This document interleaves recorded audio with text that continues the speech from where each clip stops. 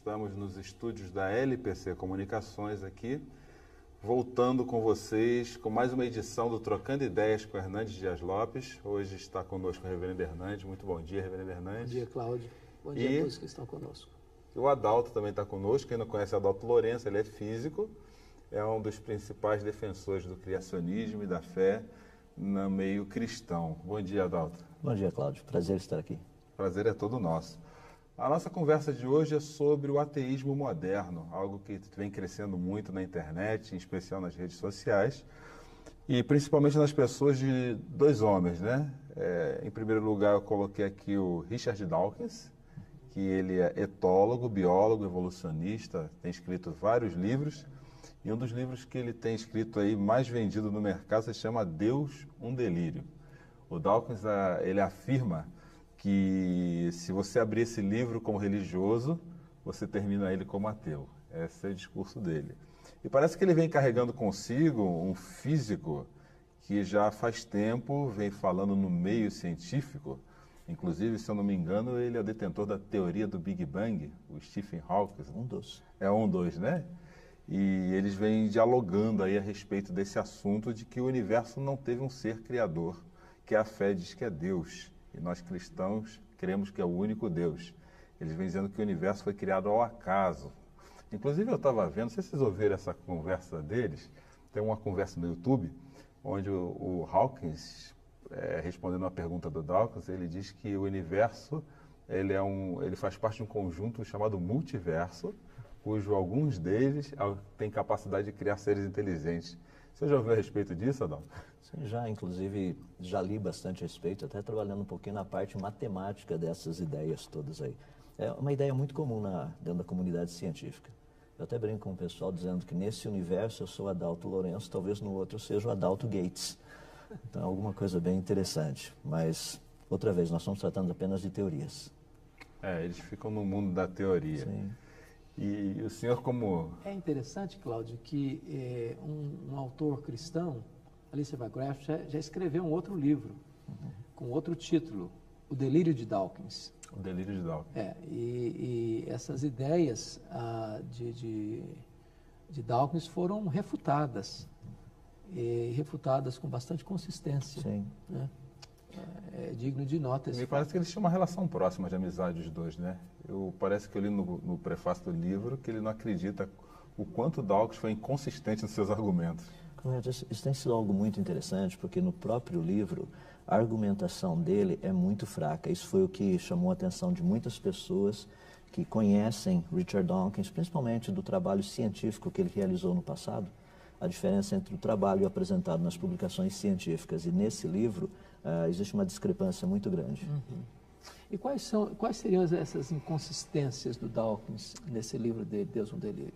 Olha, de uma forma geral, o argumento que ele usa apresentando o ateísmo como sendo algo racional, inteligente, realmente não tem um apoio, uma base científica forte o suficiente, ou forte... Esse é o grande problema, eles ficam disseminando uma ideia, uma ideologia, eu podia dizer assim, em cima de teorias.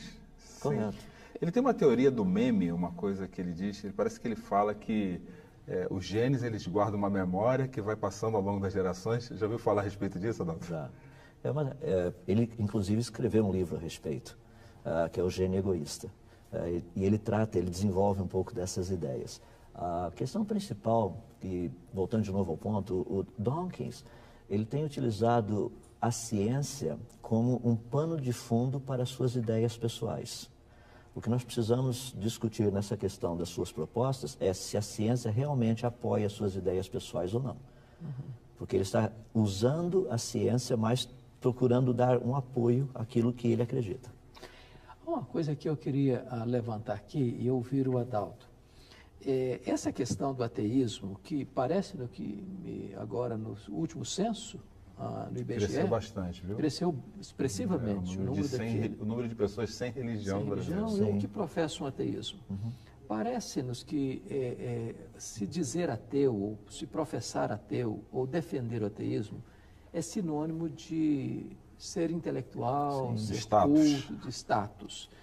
Por que o ateísmo, Adalto, tem sido tão, assim, paquerado, flertado? E aceito, né? E aceito. Sim, com tanta facilidade. É porque existe uma falsa impressão de que uma pessoa que é, digamos assim, defensor do ateísmo, ele é uma pessoa neutra, ou seja, não é uma pessoa preconceituosa. E esse é um problema sério, porque quando nós tratamos na essência das duas propostas, ou seja, aquele que crê que Deus existe e aquele que crê que Deus não existe, nós não estamos falando de questões intelectuais, nós estamos tratando de questões de fé. Por exemplo, é impossível para uma pessoa provar a existência de Deus. Em qualquer laboratório do mundo, nós não temos como provar cientificamente que Deus existe. Como também seria impossível provar cientificamente que Deus não existe. Ou seja, os dois... São matéria de fé. Correto. E, nesse sentido, ambos apresentam tendenciosidades. Agora, existe uma preferência, principalmente porque, no contexto que nós vivemos hoje, a ênfase nas nossas instituições de ensino, na mídia e tudo mais, é enfatizar, por exemplo, o evolucionismo, ou seja, a vida, o universo teriam surgido espontaneamente, não há necessidade de uma inteligência. Seria essa uma tendência humanista da nossa sociedade, de querer provar a Deus, de querer se colocar no lugar de Deus, tomar decisões a respeito de Deus? E parece que uma das coisas que o Dawkins levanta bastante a bandeira é assim, se Deus existisse, como é que há tantas desgraças no mundo? Como é que há gente passando fome? E essa é a principal bandeira que vem atraindo as pessoas para o ateísmo, não é isso? Eu tenho conversado a respeito disso, inclusive algumas semanas atrás tive a oportunidade de conversar com um jovem justamente sobre isso. Ele falou assim, mas se Deus existe, como é que pode ter tanta desgraça no mundo?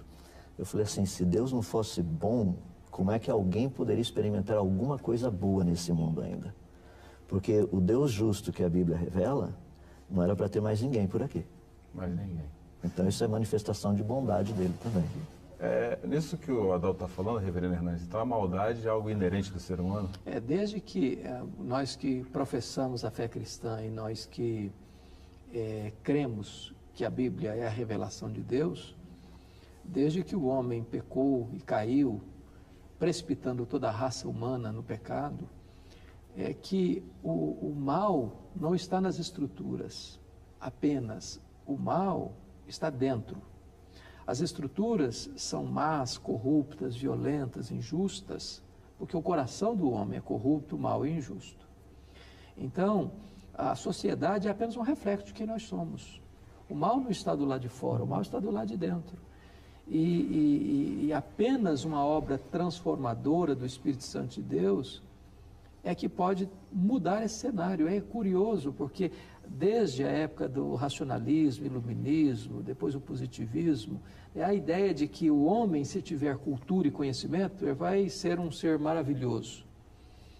E as duas guerras mundiais provaram o contrário. Provaram o contrário, ou seja, não basta informação, é preciso transformação. Transformação.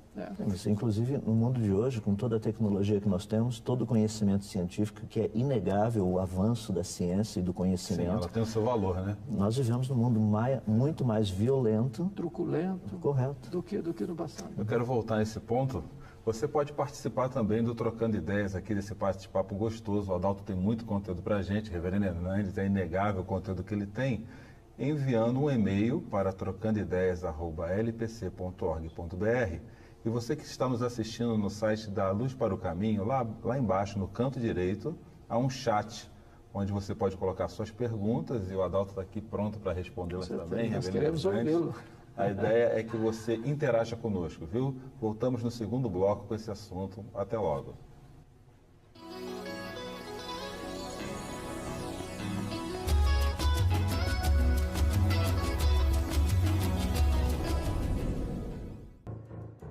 Construir um casamento feliz e saudável. Na série de DVDs Casamento, um Mistério Divino, Hernandes Dias Lopes analisa o relacionamento conjugal em 4 volumes. Cada DVD contém uma mensagem. Adquira de segunda a sexta-feira pelos telefones 0800 119 105 ou 19 3741 3003. Também pelo site www.lojalpc.org.br. Transforme sua família com o DVD Casamento, um Mistério Divino.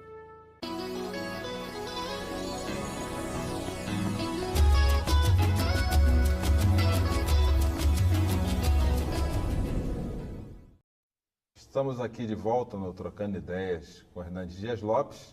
Está conosco hoje o nosso convidado é Adalto Lourenço, físico, defensor do criacionismo. Agora há pouco, Adalto, você estava falando a respeito das escolas propagando a ideologia do evolucionismo. Qual é, na verdade, hoje no Brasil, falando um pouco mais do Brasil, qual que é a faixa etária que tem sido mais atingida com essas ideias? Olha, principalmente o pessoal que está terminando o ensino médio e indo para a universidade. Esse pessoal praticamente já passou por alguns anos de endoctrinamento. Ou seja, eles aprenderam que o universo e a vida são apenas frutos do acaso e não de uma fonte inteligente, o que é contrário ao que a ciência tem descoberto. Digamos, vamos ser bem claros a respeito disso. Essa informação que tem sido colocada que o universo e a vida são resultados de processos puramente naturais, isso não funciona. Uma vez em uma palestra sua a esse respeito, achei muito interessante a ilustração que você deu, que o universo formado pela acaso seria pegar um relógio daqueles de corda antigo. Hoje não tem mais, a gente está acostumado com o relógio digital, mas antigamente os relógios eram a corda. E ele cair no chão, desmontar-se totalmente e voltar a ser o que ele era, né? Eu escutei uma outra que é mais fácil você acreditar que você pegasse, por exemplo, 1 bilhão de letras, jogando-as para o espaço, elas caíssem como uma enciclopédia. Era mais fácil crer nisso do que você crer que esse universo tão vasto, insondável, com tantas leis, com tantos movimentos, fosse produto do acaso. Eu até, há pouco tempo atrás, estava falando numa universidade, até dei um exemplo para o pessoal da área da biologia, que foi o seguinte: eu até fiz uma proposta com os alunos da biologia lá, foi assim: eu lhe dou 6 dados, você irá jogar esses 6 dados a pelo menos 1 metro de altura. Cada vez que esses dados caírem um em cima do outro, com o número 6 virado para o mesmo lado, você ganha um carro. Se isso não acontecer, você me dá 10 centavos. As pessoas falam assim, mas o que significa isso? 6 dadinhos com o mesmo número virado para o mesmo lado, isso seria uma proporção infinitamente pequena se você comparar com as 3.164.700.000 letrinhas do código genético humano, exatamente alinhadas na direção correta. Ou seja, tem certas coisas que, olhando do ponto de vista matemático, o que está sendo proposto, que tudo é por acaso, não faz sentido. Em outras palavras, então, Adalto, é preciso ter mais fé para ser um evolucionista sem que para ser um cristão. Sem dúvida. A dificuldade nisso aí, Reverendo Hernandes, é que muitas pessoas não entendem a diferença entre o criacionismo científico, criacionismo religioso e criacionismo bíblico. A diferença entre os três, então? Sim, porque as pessoas acham que os criacionistas estão tentando provar que Deus criou o mundo ou que a Bíblia é o livro correto. No fundo, o criacionismo científico, ele apenas diz que processos naturais e leis da natureza não teriam trazido à existência o universo e a vida. Eu quero conversar com vocês um pouco mais daqui a pouco sobre essa questão de criacionismo e fé. Até nós chegarmos lá, vem uma pergunta aqui do Tiago. Obrigado, Tiago, pela pergunta. Ele faz uma pergunta interessante. Se os evolucionistas defendem que o homem está em evolução, por que nós temos a impressão que o homem parou de evoluir? Essa é uma pergunta bem interessante. Obrigado pela pergunta. É o seguinte, é que evolução, segundo a proposta evolucionista, leva um período de tempo muito, muito longo. Durante um período de vida, ou apenas alguns poucos séculos, até mesmo alguns poucos milhares de anos, você não perceberia essa mudança. Então você precisaria de milhões e milhões de anos para perceber a mudança ocorrendo. Essa é a tese fundamental do evolucionismo. Essa é a tese. Sim. Inclusive, parece que alguns cientistas defendem assim, do evolucionismo, fala assim, o homem veio do macaco porque eles têm um conjunto de genes próprios, muito parecidos. Isso daí, Cláudio, tem criado algum problema, que é o seguinte: se você comparar o tamanho do genoma, por exemplo, o genoma humano tem 3,2 gigabytes de tamanho, de informação guardada. O do elefante também. Então, se for por questão de tamanho, nós somos muito mais parecidos com os elefantes do que com os símios. É correto. Quando você pega no número de genes, o do ser humano tem aproximadamente 20.250 e poucos, e o do gato tem 20.800 e alguma coisa. Ou seja, nós somos muito mais parecidos com os gatos do que com chimpanzés, gorilas, orangotangos e tudo mais. Me parece que isso é uma das coisas que vem ensinando nas escolas, né? Tentando essas comparações. E essa questão, por exemplo, parece-me que a Marshall Nirenberg, que foi um prêmio Nobel de Biologia, quando ele definiu essa questão de que nós somos um ser programado geneticamente, então, de certa forma, desarticulou muito dessas ideias, né? Porque não basta ser parecido. Tem muitas coisas parecidas que são absolutamente distintas. Sim. São parecidas, mas são distintas. Inclusive, reverendo Hernandes, algo que tem nos ajudado muito e tem causado uma confusão, um problema muito grande dentro da comunidade científica é justamente o aparecimento dos computadores. Porque com o computador você tem o hardware e você tem o software. O software não é físico. Não é, né? Não. O software não é a parte física. Ele está no computador, mas ele não é físico. E todas as formas de vida funcionam desse jeito. Existe o hardware e existe o software. Por exemplo, aquelas 4 letrinhas genéticas, elas podem ser colocadas de qualquer jeito. Entendi. Mas só de uma forma específica que produz alguma coisa. Bom, a informação está aí, tem sido vastamente difundida nas escolas, internet, então parece que nas redes sociais isso tem crescido. Agora, uma coisa, Cláudio, você está levantando aí, por que existe essa ideia, ou essa tendência, ou esse desejo, ou esse propósito nas escolas, por exemplo, desde a infância, de passar essa visão? Desde que Charles Darwin lançou o livro dele, A Origem das Espécies, em 1859, em Londres, é que parece que essa é a crença popular. Sim. Se você não crê nisso, você é uma pessoa retrógrada, você é uma pessoa atrasada. Não é intelectual, coisa parecida. Vamos dizer, o que está por trás, Adalto? Aliás, deixa eu só pegar essa pergunta do senhor e fazer assim, era justamente isso. Como é que uma pessoa se torna um ateu? É por convicção religiosa? Como é que isso acontece? Você que tem experiência aí de palestra e vem ouvindo. Eu vou citar, não literalmente, mas uma expressão do Dr. John Lennox. Ele é matemático da Universidade de Oxford. Ele tem debatido... Aliás, tem debatido com o Dawkins e várias triunfado, no vezes. meu entendimento, nos debates. Sim. O que o Dr. Lennox disse é o seguinte, Richard Dawkins, Stephen Hawking e outros, eles são ateus não por questões de evidência científica, mas por razões pessoais. Isso é muito importante nós entendermos. Deles, né? Correto, são convicções pessoais. Pessoas chegam à conclusão que Deus não existe, então eles acham que essa é a evidência. A pergunta que nós precisamos sempre fazer, dentro de todos os contextos, todas as áreas, é a seguinte: como você sabe que o que você sabe é verdade? Ou seja, você está baseando nas suas experiências pessoais, mas as suas experiências pessoais são limitadas. Então, muitas pessoas hoje, ao ouvirem, por exemplo, o evolucionismo, que apresenta causas naturais para a existência da vida e do universo, acham que não há necessidade de uma inteligência superior por trás dessas questões. E acreditar numa inteligência superior, numa inteligência produzindo todas essas coisas, seria algo retrógrado, como foi mencionado. E não passa aí uma ideia de que, de forma empírica, prática, o ateísmo seria melhor do que a fé? Ou seja, não se passa hoje a ideia, talvez a gente nem tenha tempo de discutir nesse bloco, mas no próximo eu gostaria que a gente discutisse, que a fé ou o cristianismo, É algo retrógrado. Além de retrógrado, promoveu grandes atrocidades na história e que o ateísmo é o protagonista do bem. Sim. Isso tem sido muito colocado em evidência nas nossas instituições de ensino. Se a religião segue Deus, por que ela fez isso? Por que ela fez a acho que esse cruzada, assunto aquilo vamos botar outro? no próximo bloco, acho que Vale valeria a pena, viu, sim, Cláudio? tá joia. É uma discussão boa. Estamos voltando daqui a pouquinho, então. O assunto é longo, Adalto, Reverendo Hernandes tem bastante conteúdo para nós. E você pode continuar participando conosco aí, o nosso chat está aí embaixo, as perguntas são bem-vindas. Eu não gostaríamos que você saísse daqui com dúvida no seu coração. O ateísmo moderno é algo que tem atingido a sua casa, a vida de seus filhos. Mesmo você sendo cristão, o seu filho tem tido noção desse conteúdo nas escolas e você pode ajudá-lo ensinando em casa. Até breve com Trocando Ideias.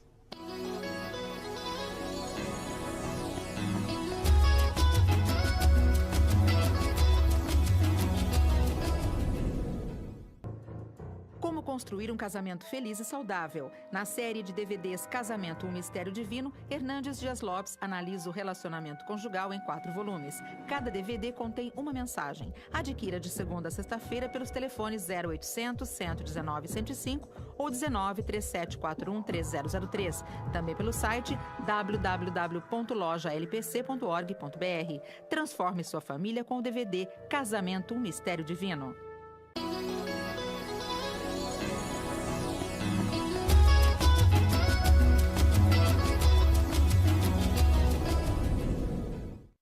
volta aqui trocando ideias com Hernandes Dias Lopes. O assunto hoje é ateísmo moderno.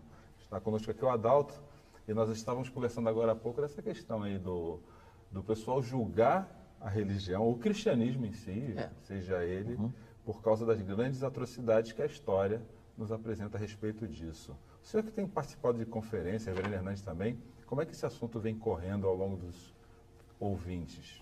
Olha, existe uma forma, digamos assim, distorcida, principalmente com respeito ao cristianismo.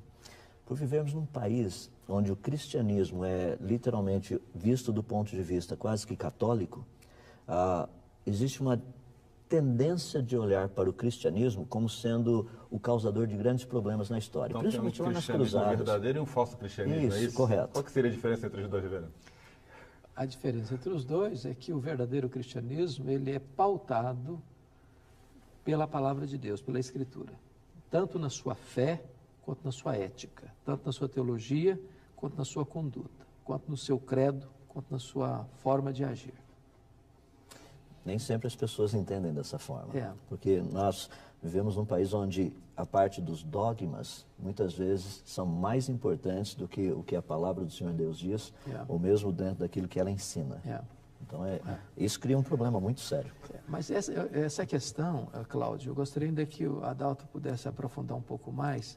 Por exemplo, o que é que esse falso cristianismo fez de atrocidades e o que é que o ateísmo, que é chamado hoje de a plataforma do bem, produziu na história, normalmente no século XX, onde essa questão se destacou com mais eloquência. Mas vamos pegar, começando, por exemplo, dentro da ideia que o ateísmo mais tem trabalhado, que é justamente a teoria da evolução. Uma das grandes ênfases que a evolução dá é a sobrevivência daquele que estiver melhor adaptado, mais capacitado. Essa foi a premissa básica de Hitler, dentro do nazismo. Arianismo. Levou ao arianismo, que aí Correto. começou a perseguição. Vou fazer uma pergunta aqui que eu acho que nossos espectadores estão aí ansiosos por saber. Como que eu associo, então, a ciência com a fé? Inclusive, é uma pergunta aqui do Vitor Fernando de São Gonçalo. Obrigado, Vitor. Ele pergunta assim, eu queria saber como eu posso começar a convencer um ateu, se é que a gente pode, de que o universo não é fruto da evolução, e sim da criação. Essa pergunta é para o Adalto. Isso é uma boa pergunta, Vitor. Muito obrigado por tê-la feito. Algo que é muito importante, você pode apresentar argumentos científicos que são muito fortes. Primeiro, deixa-me colocar uma coisa que é muito importante, nós estamos falando a respeito das escrituras e falando a respeito de ciência, que é o seguinte, toda ciência devidamente estabelecida e toda a Bíblia corretamente interpretada nunca entrarão em contradição. Isso é algo fabuloso. É verdade. Você olha, por exemplo, Gênesis capítulo 1, versos 9 e 10, o texto diz assim, Deus falando, ajuntem-se as águas num só lugar e apareça a porção seca. E assim se fez. A porção seca chamou o Senhor Deus terra e o ajuntamento das águas mares. Você pega essa frase, essa expressão ali do Senhor Deus, ali ele diz, apareça a porção seca. Isso é singular. Significa que o planeta Terra, na sua origem, tinha apenas um único continente que nós chamamos hoje de Pangeia. Agora, essa é uma proposta de 100 anos. Há 101 anos atrás, Alfred Wegener fez essa proposta que o planeta Terra, na sua origem, teria um único continente. Então, nós não vemos assim, uma discrepância entre o que a Bíblia propõe e aquilo que a ciência tem descoberto. O autor da Bíblia, o autor da ciência? Parecem ser os mesmos. Eu diria que é o mesmo. É o mesmo. Certamente é o mesmo. Então, né? por exemplo, tratando dessa questão, como argumentar sobre a origem do universo? Existem leis e processos naturais. Se as pessoas conhecerem bem essas leis e os processos naturais, você irá descobrir a origem. Por exemplo, vamos pegar a segunda lei da termodinâmica que diz que à medida que o tempo avança, todo sistema deixado por conta própria, esse sistema pode ser o universo, pode ser um planeta, pode ser o seu tênis, pode ser o carro, sua roupa, qualquer coisa. À medida que o tempo avança, a tendência disso é deteriorar-se. Essa é uma lei básica. Ou seja, o universo daqui 1000 anos, ele estaria mais organizado do que ele é hoje ou menos organizado? Deixa eu colocar de uma forma bem fácil para entender. A sua casa daqui 1000 anos, ela estará melhor ou pior se deixada por conta própria? O teu carro daqui 1000 anos, ele estará melhor ou pior se deixado por conta própria? Não, a gente pode partir da ideia que existe alguém cuidando de todas as coisas, né? Também. Uma vez eu vi uma cientista falando, o senhor pode falar com mais propriedade, nós somos sujeitos a diversas variáveis físicas. gravidade e outras que eu nem imagino o que seja, né? Ela falou que se um décimo de qualquer uma dessas variáveis alterasse, o universo entraria em colapso, né? Cláudia, hoje nós sabemos que para que vida possa existir no planeta Terra, existem cerca de 2 milhões de variáveis perfeitamente balanceadas. Não é por acaso que nós moramos nesse planeta. Não é. Tanto é que, algumas semanas atrás, no Globo Repórter, houve foi apresentado um programa sobre o ser humano e foi muito interessante. Eu fiquei apenas observando quantas vezes eles falaram a ideia de planejamento, engenharia e coisas assim relacionadas com a estrutura do ser humano. É espetacular. É um projeto de engenharia, não é por acaso. Tem uma pergunta aqui para o senhor, reverendo Hernandes. A pessoa é da Igreja Presbiteriana de Pirangi, Natal, Rio Grande do Norte. Gente boa esse povo lá. É gente boa? Só tem gente boa lá? Povo maravilhoso. Que bom. E obrigado pela colaboração, viu? Há duas perguntas. Eu creio que uma é para o Adalto e outra para o reverendo Hernandes. A para o Adalto é assim, eu acho que o senhor já respondeu algumas coisas, mas é como conciliar as diversas evidências arqueológicas que parecem favorecer o evolucionismo com a fé. Ele diz assim, tem aparecido coisas aí que parecem, que provam, sabe aquela história do carbono 14, essas coisas todas? Então deixa eu responder reto e direto, bem rapidinho. Existe uma diferença entre a evidência, ou seja, vamos pegar um fóssil, e a interpretação. A evidência nos diz algo. A interpretação pode dizer algo totalmente diferente. Para que a evolução ocorra e tenha evidência no registro fóssil, você precisaria encontrar alguma coisa, por exemplo, que não seja nem peixe, nem anfíbio, nem réptil, nem invertebrado, nem vertebrado. Cielo de transição nunca foi achado. Assim, parece que uma coisa ser científica, ela tem que ser comprovada dentro do mesmo ambiente daquilo que foi achado. Tem que ter uma comprovação, uma repetição da prova, né? Sim, mas a interpretação tem que ser consistente com toda a evidência. Esse aqui é o ponto. E há outro aspecto é que, às vezes, essas interpretações são claramente tendenciosas. Sem dúvida. Claramente tendenciosas. A pessoa, até ela mesma, às vezes está convencida de que não é, mas ele faz de conta que é para dar mais credibilidade à sua teoria. Eu até comento rapidamente, assim comento com as pessoas, se eu pegar um fóssil e mostrar esse fóssil para uma pessoa, eu pergunto qual a idade desse fóssil. Automaticamente as pessoas falam, isso aí tem milhões de anos. Mas como é que você sabe? A gente nem testou ainda. Entendi. Não tem como testar, né?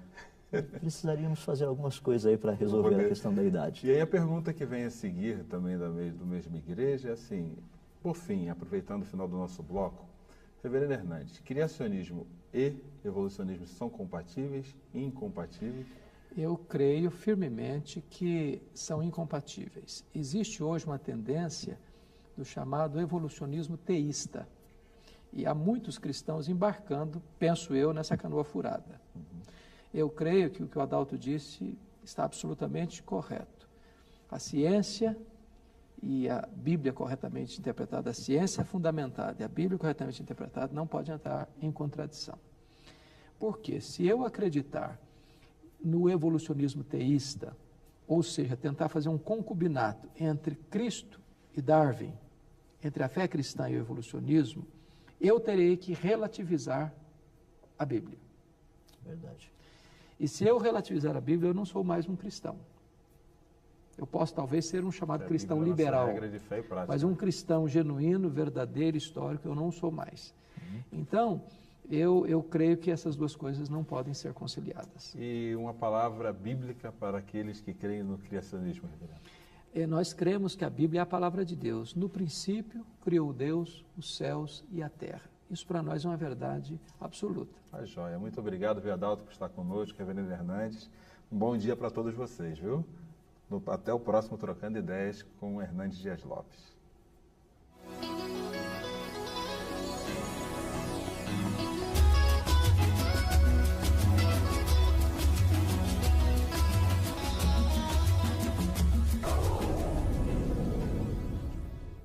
LPC Comunicações.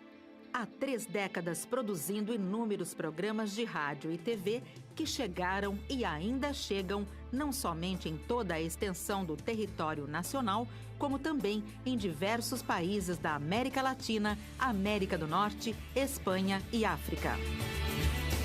Produções em vídeo digital, Full HD, para veiculação em emissoras de TV, distribuição em Blu-ray, transmissão via satélite ou através de tablets e smartphones. Convergência digital para atingir o que o mercado precisa. Para atingir esse patamar, contamos com modernas instalações. São quase 2.000 metros quadrados de área construída e ambientada nos padrões técnicos. 2 estúdios com isolamento e tratamento acústico, um com 140 metros quadrados e outro com 70 metros quadrados para gravações em áudio e vídeo. Câmeras de alta definição, iluminação dimerizada, profissionais capacitados. Auditório, camarins e estacionamento fácil. Além de 2 salas técnicas para controle de gravação, salas de áudio e estúdio musical. Somamos a essa estrutura salas de produção, 6 ilhas de edição com os mais avançados softwares de composição, finalização e computação gráfica. À semelhança de grandes emissoras de TV, contamos com equipe formada por cenógrafos, figurinistas, jornalistas, designers, editores, cinegrafistas, eletricistas, diretor de cena e de fotografia. Constante busca por formatos inovadores, interatividade e soluções tecnológicas. LPC Comunicações, tornando real o que você imagina.